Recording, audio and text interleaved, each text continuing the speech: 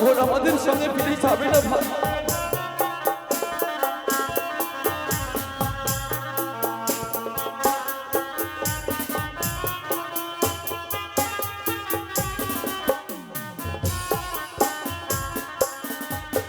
আরে স্বামী বলি দাদা সোদেশ্বরী নপুতু আরে স্বর্ণ পুতু গো দাদা কথা না বলিবি দাদা গো কি বলছিস ভাই?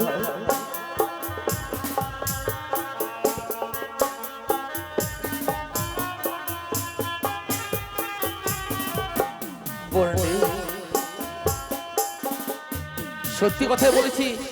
ওই স্বর্ণ পুতুলি কথা বলবি না ছিদা, যেভাবে তোর মৃত্যু স্বামী শুয়ে রয়েছে, তোকে যদি আমরা স্বর্ণ পুতুল দিই সেও কোনোদিনও কথা বলবে না। না ভাই রে, যে বোন দাদাদের সামনে কোনোদিন কথা বলতো না, সে বোন আজকে আমাদেরকে বোঝাচ্ছে ভাই।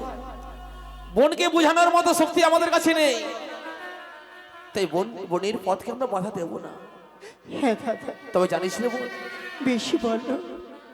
সারা নিশি জেগে মা জননী আমাদের তোর জন্য মেলনি তৈরি করেছে।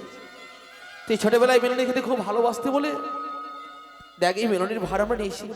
হাই রে নিয়তি, তুই খেয়ে নে। আজ মা জননী আমায় সারাটি রাত্রি জেগে মেলানি তৈরি করেছে। হ্যাঁ বোন। ওগো দাদা, আমি যে মেলানি খেতে পারবো না। তবে কেন? সেদিন স্বামী যে আসবো ফিরে, সেদিন খাবো উভয়ে মিলে মেলানি বসে। তবে মায়ের দেওয়া মেলনিকে আমরা ফিরে নিয়ে যাবো। না দাদা না, কি করবো? ওই যে রয়েছে দেখো, ওই বৃক্ষের তলে রেখে দাও।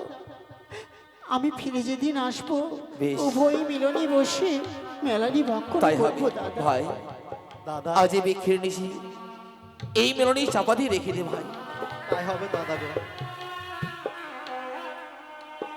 বোন রে, তবে চলেই তো যাবো দাদা। হ্যাঁ বোন, আমায় আশীর্বাদ করো দাদা। নিশ্চয়ই আজ তোকে আমি প্রাণ ভরে আশীর্বাদ করবো রে বোন। জানি না বোন, জানি না আজ বোন আমাদের এত পছন্দ হয়ে গেছে কেন, তার স্বামীর উপরে এতই বা ভক্তি।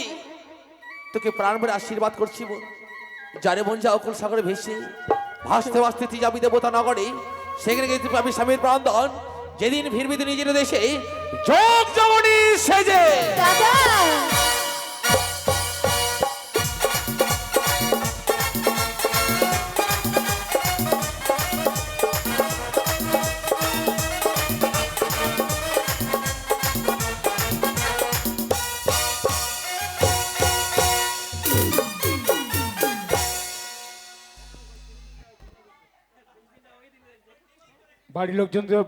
বাড়ির লোকজনকে বলছি